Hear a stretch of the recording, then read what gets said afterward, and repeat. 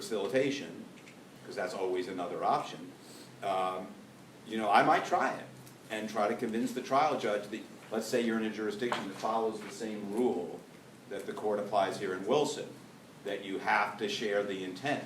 I'm going to try to argue that intent, all that's necessary is that you shared, you know, by his actions he shared the intent, and the fact that he had a different reason for why he shared the intent to have Pierce commit the burglary isn't relevant.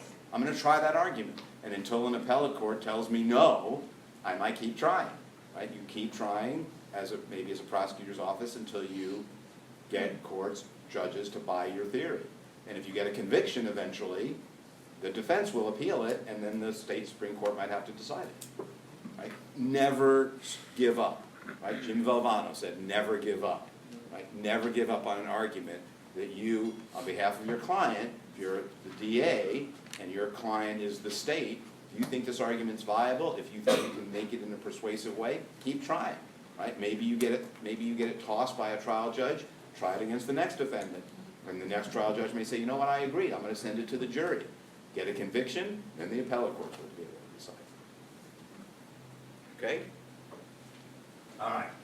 Let's talk about Veriv. Veriv has some really fundamental things in it, so it's kind of an important case. Steve. So the case started with, I guess, a civil litigation, and Howard Woodall, which was a witness, filed a false affidavit with the court. This is sometimes known as perjury. Yeah. Okay. And then another party, Lee Galvin, filed a separate affidavit, basically exposing his perjury. And how did Woodall feel about this? He was upset. He's not a happy camper. So after learning about that, he hired Veriv to go and beat him up in order to stop him from testifying against him. Of course he did. What else would you do? It's totally reasonable, right? Okay, maybe not. So why would Veriv agree to do this?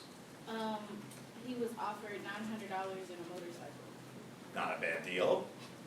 Not a bad deal. I might do some illegal things for $900 in a motorcycle. Okay, you never, depends on the motorcycle, I guess. So what happened? So on December 3rd, the defendant, which is Veriv, drove to Galvin's home with his friends, and they had been drinking. How Baugh gets into this is a whole other question, but Baugh is with him. So I guess they rang his door and confronted him in the doorway and told him that they were sent by Galvin, and then proceeded to beat him. Well, they would beat Galvin. They weren't sent by Galvin. They were sent by Woodall. Oh, yeah. They said, Woodall sent us, right? And here's a message from our buddy Woodall. So Woodall is not coming off very well in all of this, at least to my ear. It gets even worse. What does Woodall do next? So he basically turns on them during court. He's a class act, isn't he? First he's a perjurer, then he's hires hitmen, not murderer hitmen, but as you say, beat him up. And now he decides to betray the guys that he hired who acted on his behalf, and he agrees to testify against Veriv. He got immunity from prosecution. So what is Veriv charged with? 2 counts of conspiracy in the second degree and attempt to dissuade a witness. Conspiracy, our fun charge, and what was that again? Attempt to dissuade a witness. Attempt to dissuade a witness.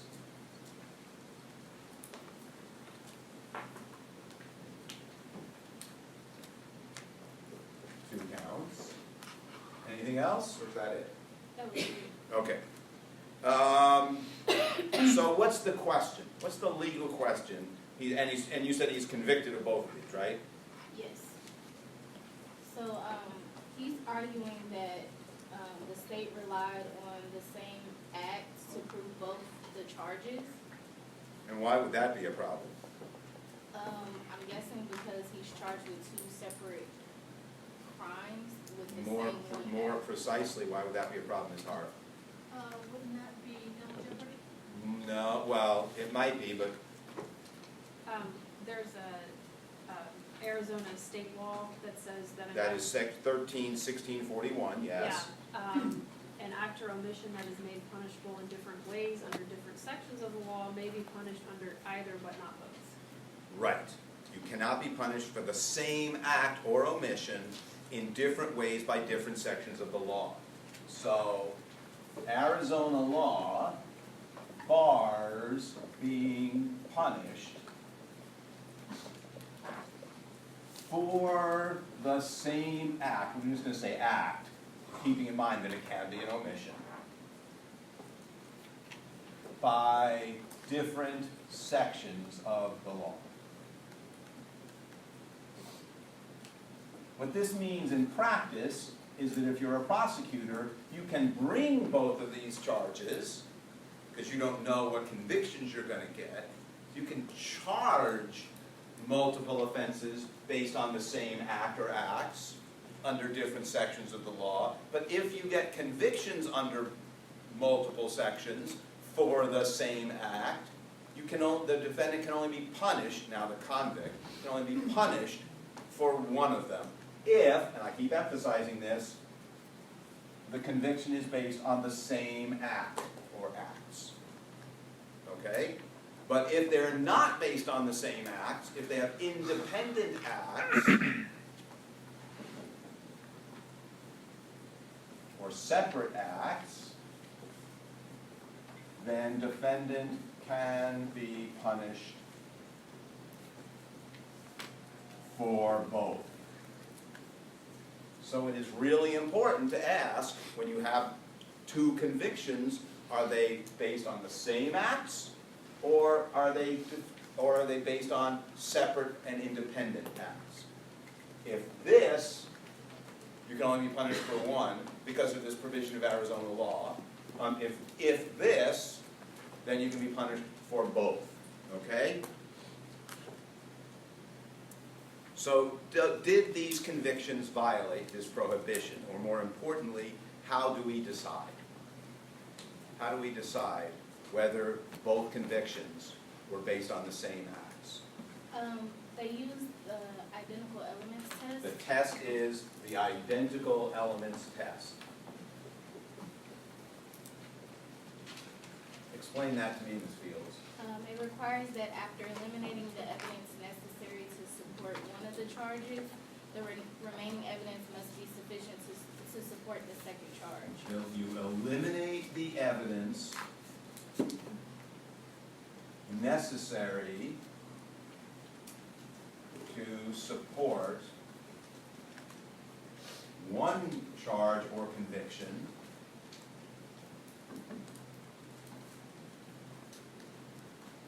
Okay, that's step one. And then step two is you ask, does the remaining evidence that you haven't sort of used up support the other charge or conviction?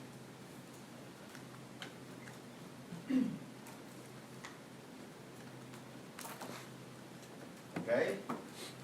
Everyone's got the two steps of the identical elements test. First, you ask, you take whatever evidence you need for the first charge, and that's now off the table. You can't use it again. You can't use it twice. But you ask, okay, there's more evidence.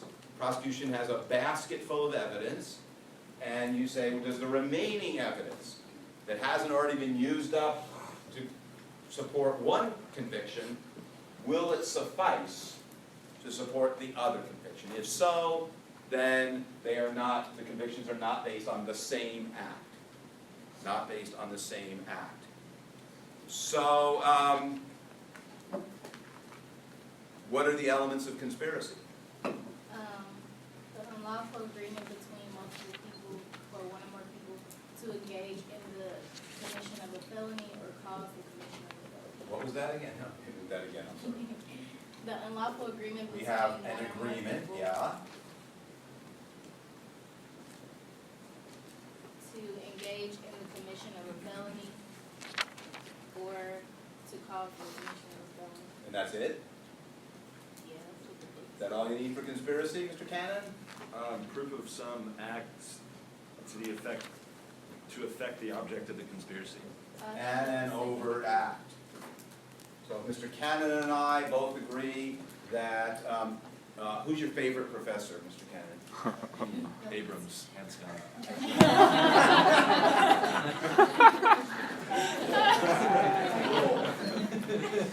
I'm just gonna pack up my I can't say you, you're but let's say I'm tired of taking a backseat to Professor Abrams, right? Because, you know, who can live up to that standard? It's tiring, especially when you're old and decrepit like me. And so it's time to get rid of her, right? Right? So one of you, I don't know who it is, but you'll see me after class, please.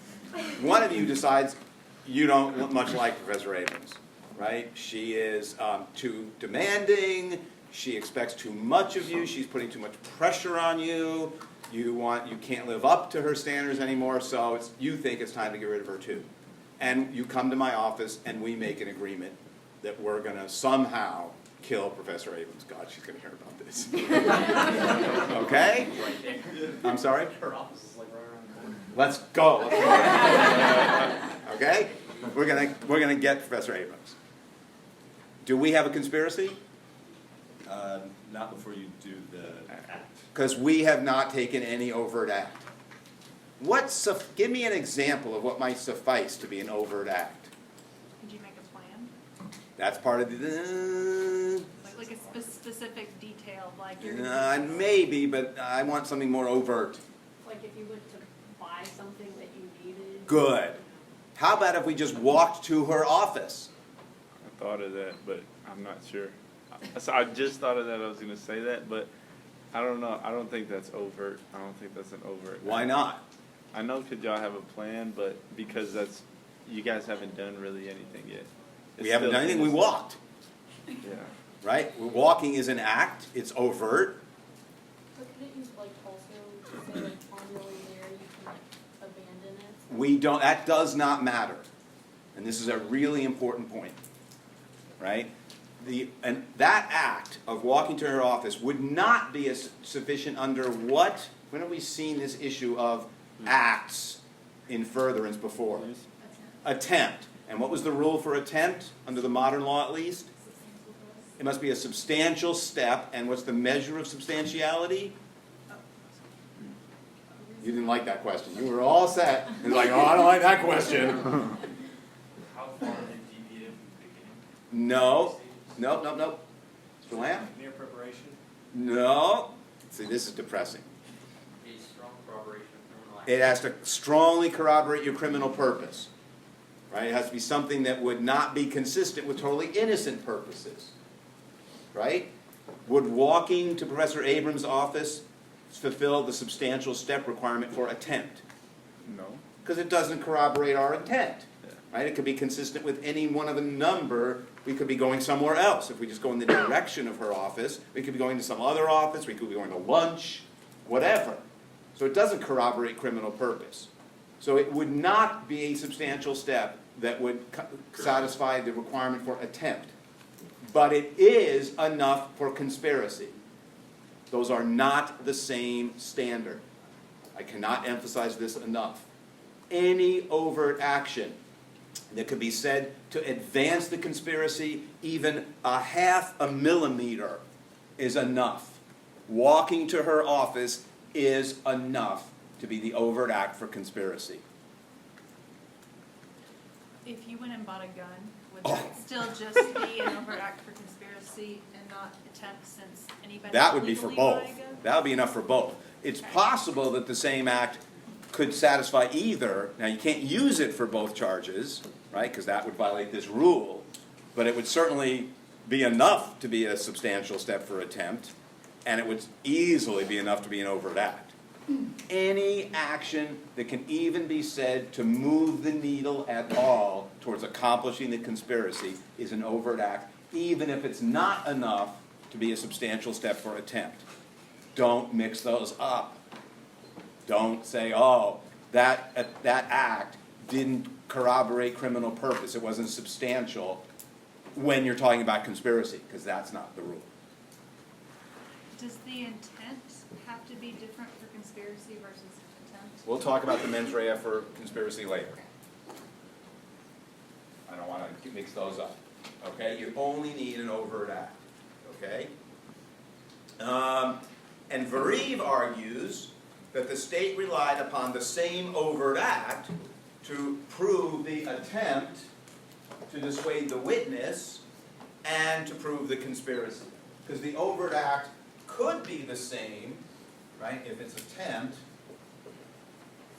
We just said one of the requirements of attempt is a substantial step, and he says the state tried to use the same act for both convictions, and you can't do that. What's the flaw in that argument? The act of them going to the house was enough for conspiracy, and then beating them was the one for attempt. That's right. The court says on one of the charges, the substantial step is he struck Galvin with his fist. Right? That's a substantial step towards attempting to dissuade him from testifying. It's also assault, but we're not going to worry about that. Right? That is a very substantial step that corroborates his purpose of trying to dissuade him from testifying. Now, it's not absolute proof, right? Maybe he hit him for another reason other than wanting to dissuade him from testifying, but it's certainly a substantial step towards dissuading him from testifying, and that's all you need. And you had a separate act, that is, going to the house was the overt act. So if you have separate facts, so you eliminated the evidence that was necessary, that is the punch, now you can't use that again. You've eliminated the evidence necessary to support the attempt charge, but the state can't use that again. If the state tried to use that again, it loses on the conspiracy charge. But as long as they have a second piece of evidence, the remaining evidence that supports the relevant element of the charge, they can do it. Since they have separate facts, so they don't have to use the same evidence twice, they can satisfy each of these elements of the charges separately. Who's with me? Anybody? What was that? Huh? Like, got it, or you're like, is somebody like completely lost? I thought you were still talking about Abraham.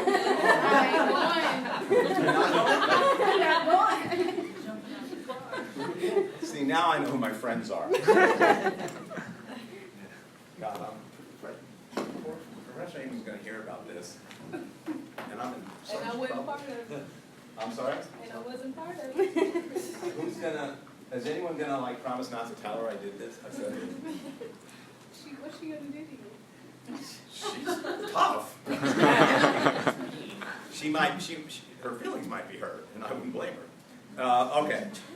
Now, there is a double jeopardy issue. Who raised double jeopardy earlier? Ms. Hart, you did. Tell me about the double jeopardy issue, which is closely intertwined with what we just talked about. But let's address it. That you can't use the same evidence to be convicted for a crime more than once. Doesn't that sound like what we just talked about? At least a lot like what we just talked about? And the question on double jeopardy is whether one of the charges is a lesser included offense of the other. A lesser included offense. They are not if each provision, that is of the law, each of the crimes, requires proof of an additional fact the other does not. Right? So they each have to have independent elements. What element does attempt have that conspiracy doesn't? Substantial step. It has to be, attempt requires intent to dissuade the witness, right, that's for your intention, and an overt act or a substantial step in furtherance of the intent. And what does conspiracy require? An agreement of a plan and an overt act to further the conspiracy. So how are they independent? Where does each have an element independent of the other? The acts that are required, attempt requires a substantial step. As we've just discussed, Yeah. right? The court says the overt act required to establish an attempt is significantly different than the act required to establish a conspiracy, okay? An attempt requires an act beyond mere preparation, and the agreement is the separate element in conspiracy, right? The agreement certainly is a separate element here. So since each has an element that the other doesn't, it's not a lesser included offense. That's how you do lesser included offense analysis, right? And if one thing is a lesser included offense of another, then you can only punish the person for the greater offense. The lesser included offense drops out. Let me give you a little bit about Kentucky law. Kentucky uses the included elements test under 505.020, 505.020, and under 502.020(2)B, Kentucky bars conviction on both attempt and the completed offense. Right? So if you want to charge somebody with, let's say there's some doubt about whether the offense was completed. Let's say you're charging somebody with murder, but you haven't found the body, as the police haven't been able to locate the body, but you have a lot of circumstantial evidence that there was a murder committed. But you're afraid the jury might think that it was that while they attempted to do it, they're not convinced beyond a reasonable doubt that the victim is dead, right? And so the jury, if you charge both, if the prosecution convicts of both, if the jury convicts of both completed offense and attempt, you can't be punished for both. So that's one. Then I want you to look at 506.110, a really important provision that talks about multiple convictions. And what 110 says is, a person may not be convicted on the basis of the same course of conduct, so we have to look for independent acts, but if it's the same course of conduct, you can't be convicted of both the actual commission of a crime and attempt, solicitation, facilitation, or conspiracy. Okay? So you can't be committed both of the actual crime. Here it was attempt, of course, not the actual crime, so it's different. But under Kentucky law, you cannot be convicted of the actual crime and any of those, what we call inchoate offenses. Attempt, solicitation, facilitation, or conspiracy. There's an exception to that. That's subsection 1 of 506.110.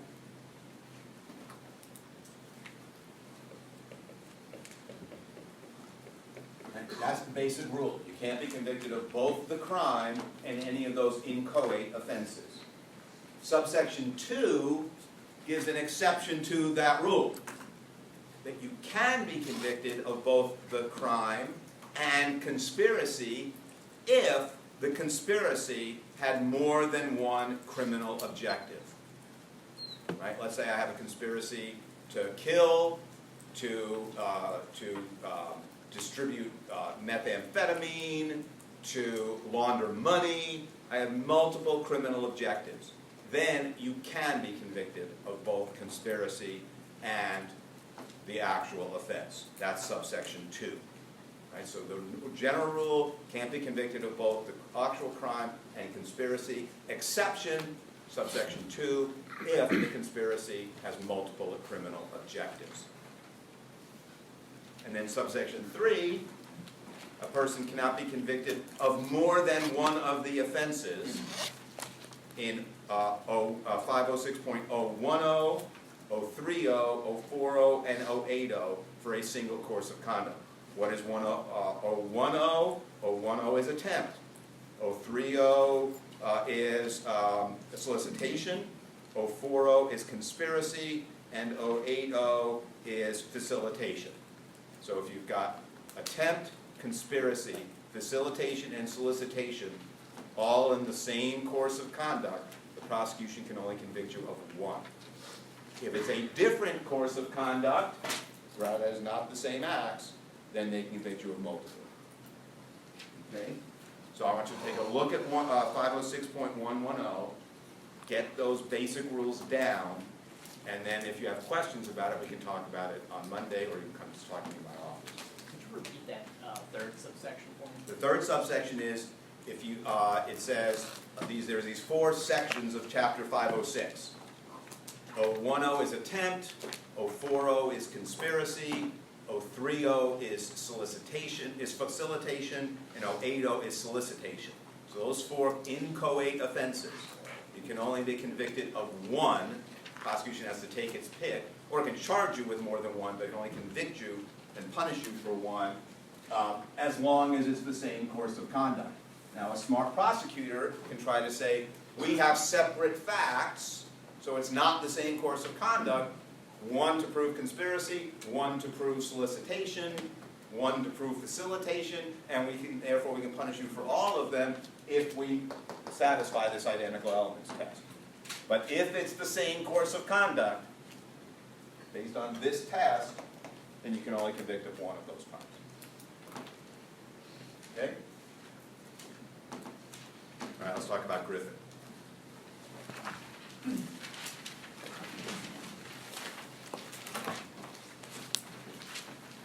What happened? So Griffin's car overturned in a ditch, and then 2 officers got to the scene, and there was like a crowd of people like around the ditch, and they asked if anyone was hurt, and someone said no one was hurt. But then the Griffin, who owned the car, went up to the officers and kind of started like yelling at them. Was saying like he was in the car and he's not scared, he's doing more.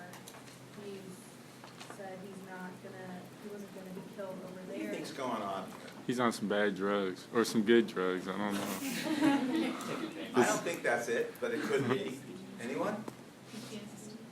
I think there's some flashback PTSD. He'd been in the war, presumably Vietnam. I think that's what's going on. This guy is just losing control in that, but it's hard to tell. And he gets very hostile, very confrontational. So what happens? So he like starts going towards Vines, swinging his fist, and then Vines tries to like stop Griffin by mazing him. And that does not stop him, Yeah. right? And then what did Griffin do? So then Griffin like starts hitting the officer, and then the officer tried to defend himself by striking him with a slapper. Did that work? No. No, that didn't work. So then. And no, Mr. Johnson's slapper is not the word of the day. I tried to guess what the word of the day was, and he failed miserably. And so what then happened?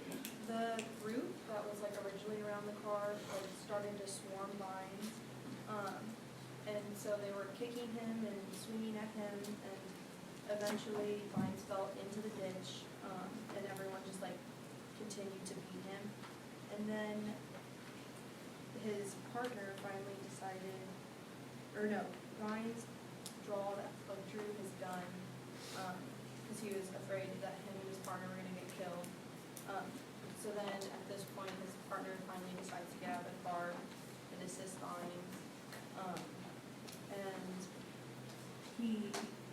And so once a gun is fired, this group, whatever you want to call them, they back off. And they're still very hostile. They're hollering at the police, cursing at them, etc. But the situation has been at least brought significantly under control. So what is the defendant convicted of? He's convicted of conspiracy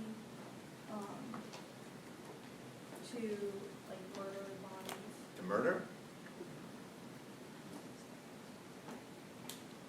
Assault. Conspiracy to commit assault. Conspiracy to commit assault. So when you read this case and you saw that it was about conspiracy, presumably you knew that because that's what the section we're reading, what question immediately came to mind? Johnson. Maybe I'm right, but I feel like he did assault him. Like it He wasn't. assaulted him. Is that what he's charged with? No, he's charged with conspiracy. Conspiracy to commit assault. So what question might immediately come to mind. Where's the agreement? Where's the agreement? Oh, Where's the agreement? What does this seem like to you, based on the facts we've just discussed? What does it seem like? They try to give a veteran a plea deal? No. But in terms of what went on, It seems like very spontaneous, like you can't pinpoint like if there was an agreement where it was.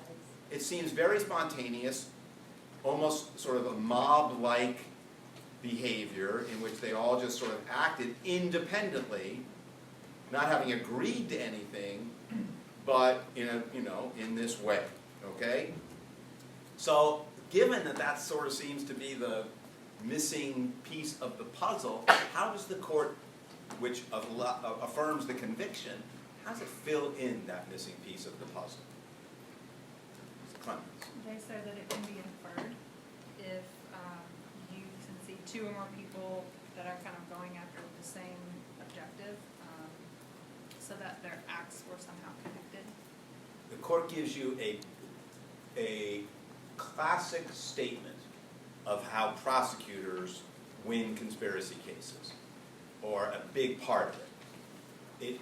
This is, the language in here is so beautiful for the prosecution side, right? There doesn't have to be direct evidence of a conspiracy or a common design or purpose, nor does there have to be such evidence of the intent of the conspirators or joint actors to engage in them. Agreement does have to be present, but it can be proved by circumstances. It can be inferred. There doesn't have to be an actual meeting of the conspirators, right? It can arise quickly. You can infer from the fact that they do in fact act with the same lawful object, each doing a part. Though apparently independent, the jury can conclude that they were in fact connected.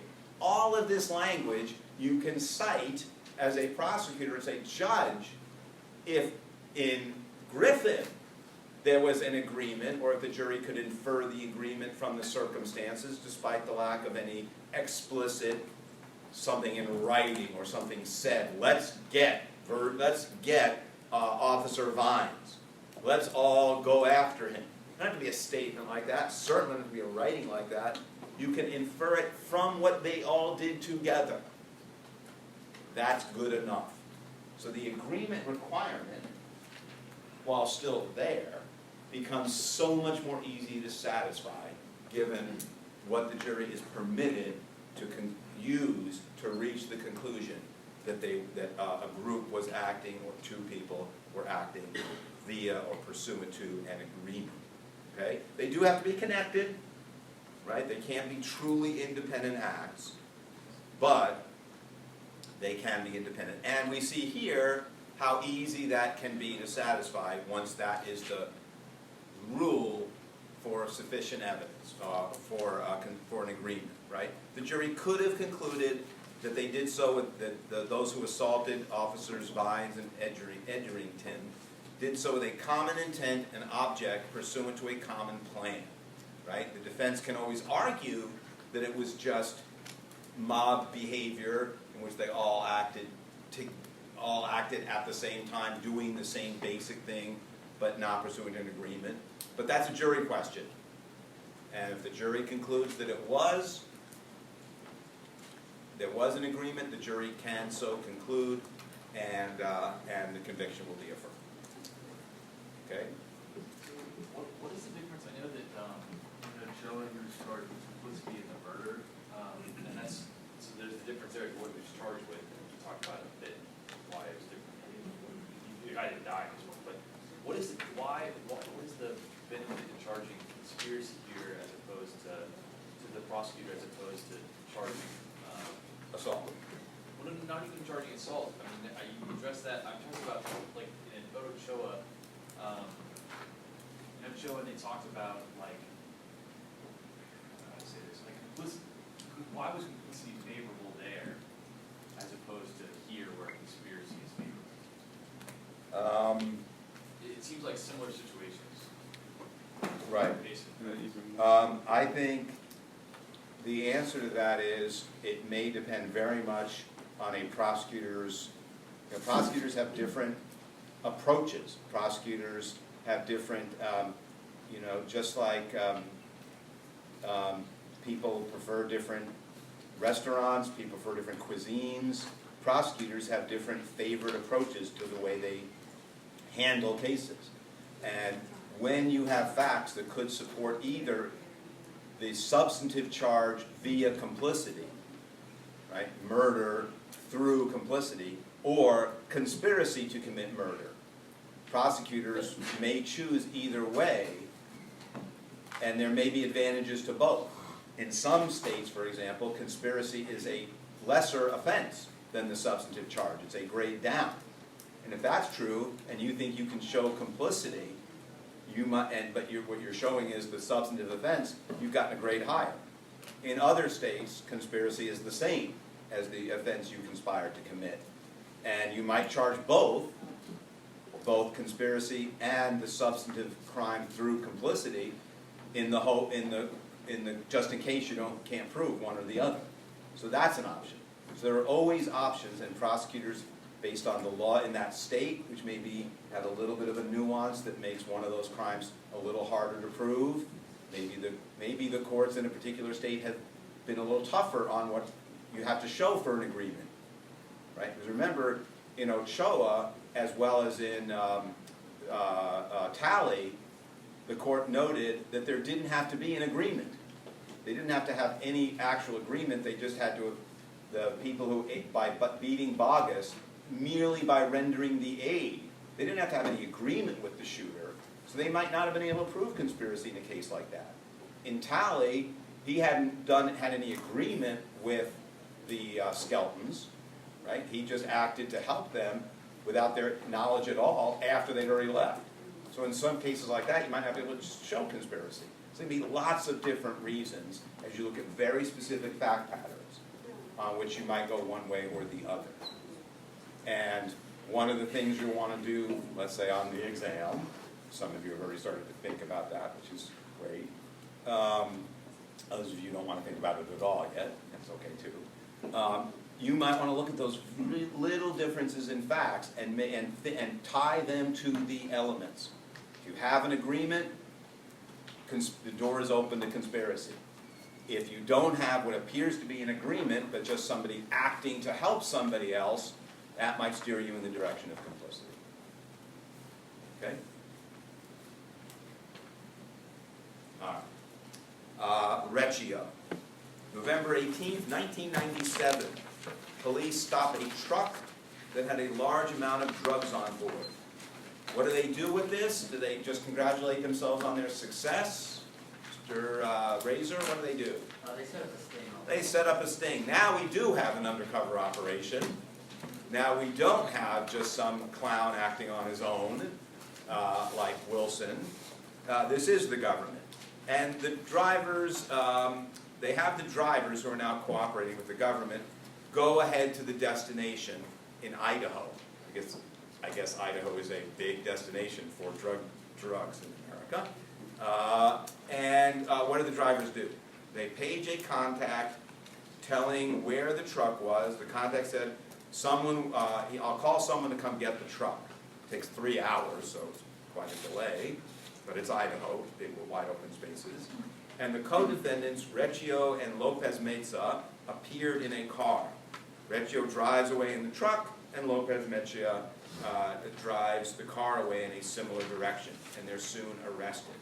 They're indicted and convicted, along with the truck drivers, for having conspired to possess and to distribute unlawful drugs. The trial judge, in a fit of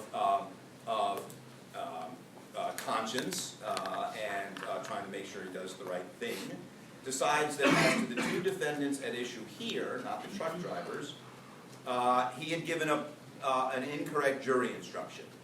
Why was that jury instruction, at least he thought, incorrect, Mr. Cannon? He said they would have had to have conspired prior to the drugs being seized, and they had given a jury instruction that said they could have been found to have conspired at any time.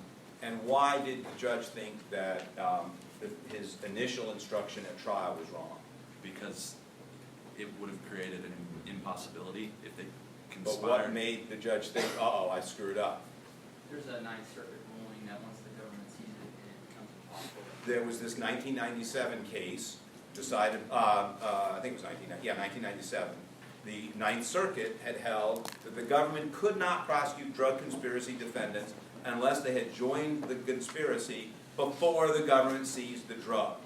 So that means here, the jury should have been told, you must find that these two were part of the conspiracy before the Nevada police stopped the truck and seized the drug. So they get a new trial with that instruction.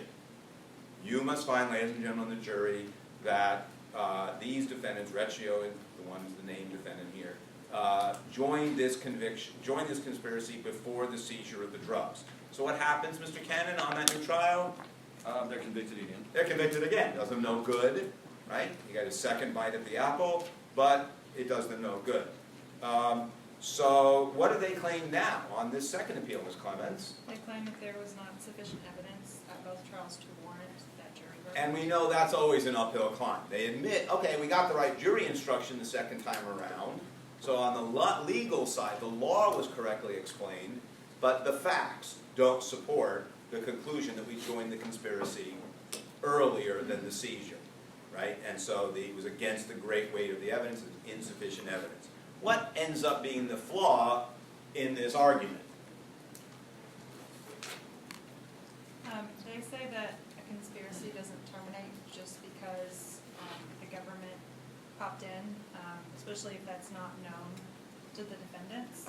And they give a lot of policy reasons for that, like conspiracy poses a threat to the public, and then where police have intervened, but the conspirators are not aware of that. They said that there's special conspiracy-related dangers that still exist.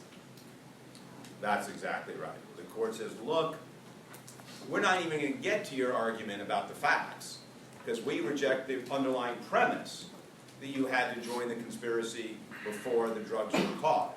So the Ninth Circuit was wrong all along, and the first trial was perfectly fine. So the court says, for all sorts of reasons, as Ms. Clemens suggested, Justice Breyer explains, conspiracy presents such special dangers, the fact that people are combining their resources, their expertise, their efforts, all resources all come together and make conspiracy more dangerous. And if somebody might be continuing to act in furtherance of the conspiracy, because unbeknownst to them, the conspiracy has been busted, they're still dangerous. And the rules for conspiracy and the need to prosecute conspiracy continues. And thus, it doesn't automatically end. It automatically does not terminate. The conspiracy doesn't terminate simply because the government might have defeated its primary objective. Remember that one objective of a conspiracy, okay, Ms. Baxter, if you're a conspirator, in this case, what would be your primary objective? To get the drugs to Idaho? And to make profit, right, to distribute drugs. What might you conceive of as a secondary objective that's also really important to you as a conspirator? Keep it secret. Keep it secret. Excellent, right? You don't want to get caught. You want to maintain secrecy. So the cover-up dimension of a conspiracy continues, maybe even after it's been caught, maybe even after these drugs have been sold, right? So that aspect of the conspiracy can continue. So there's all sorts of ways the conspiracies are wider than just their primary objective. So even if the primary objective has been defeated, that doesn't mean somebody like Recchio is off the hook. Even if it can't be shown they joined the conspiracy before that.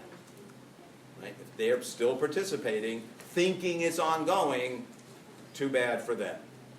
This is an example of how immense a tool conspiracy is for prosecutors. Right? It's just an example of, and I'll give you a couple more. As we will see on Monday, a conspirator is culpable not just for conspiracy, but for the substantive crimes of their co-conspirators. Right? So if I'm in a conspiracy with Mr. Johnson to kill Professor Abrams, and then he goes and robs a liquor store in furtherance of the conspiracy, because we need money to get the stuff we need to commit the crime, I'm also culpable for that substantive offense of robbing the liquor store. Right? So conspiracy and robbing a liquor store. So conspiracy, that is a huge tool for prosecutors. Now there's some limits on that we'll talk about next week, but that's one thing. Second, what's the general rule? How many of you have taken evidence? The answer should be none, it's good. But even having not taken evidence, what's the general rule on hearsay statements? Out-of-court statements can be used to prove the truth of the matter asserted. Wow. That's like way more than I hoped for. Excellent. Excellent. Right? And so if it's hearsay, which is an out-of-court statement offered to prove the truth of the matter of the statement, that's the definition of hearsay. And if it is hearsay, what's the rule? It can't prove the truth. And it's inadmissible. Yeah. It's inadmissible for purposes of proving the truth. Okay? Conspiracy is an exception to that.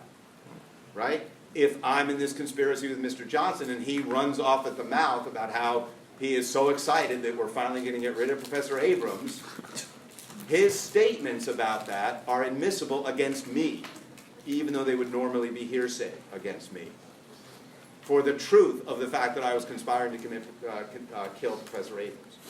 Right? They'd be admissible against him because they're declarations against his interest, and that's another exception to hearsay.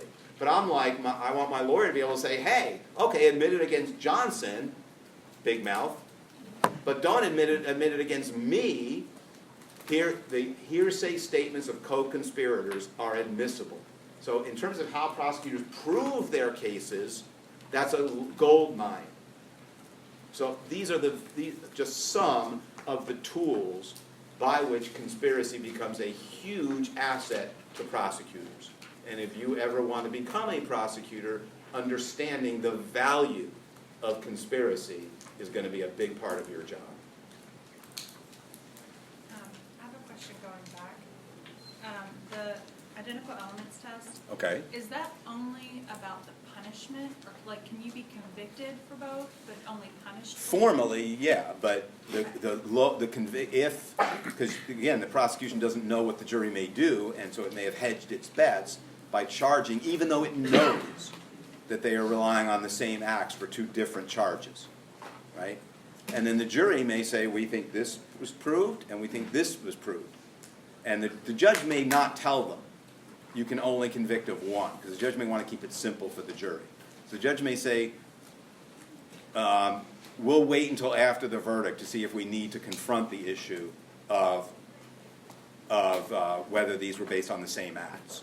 We'll let the jury look at the facts, make a determination of whether it was proved, and then look at that question of the same acts on the identical elements test. And so the jury comes back and says, yeah, we're convicting of both attempt and conspiracy. And then the defense will make a motion to toss whichever one of those charges, presumably the one the prosecution gets to keep the more serious one. They're probably the same. But and the defense will say, Judge, you have to toss one of those convictions and not allow it to be part of sentencing because it fails the identical elements test. That's the way it would often happen. Okay? The judge could give it to the jury to decide and say, if you find that both these charges are based on the same acts, then you should not convict of both. But the judge might worry that would be confusing to the jury. They wouldn't have a conviction of both on their record. It was just a sentencing for one. That's a very good question. That's right. They would not have a conviction because the prosecution, if it's relying on the same acts, would not have proved with independent facts one of those charges. And if they haven't proved it, the person hasn't been convicted of it. So that would drop out. Okay? All right. I will see you. We are now caught up with the syllabus completely, which is really good. Notice on the syllabus, two things. Notice on the syllabus that if we stay consistent with the syllabus, we will not need to meet that last day. So we'll see how that works out. I think we're in good shape. And second, somebody said the word of the day, but I was not paying close enough attention.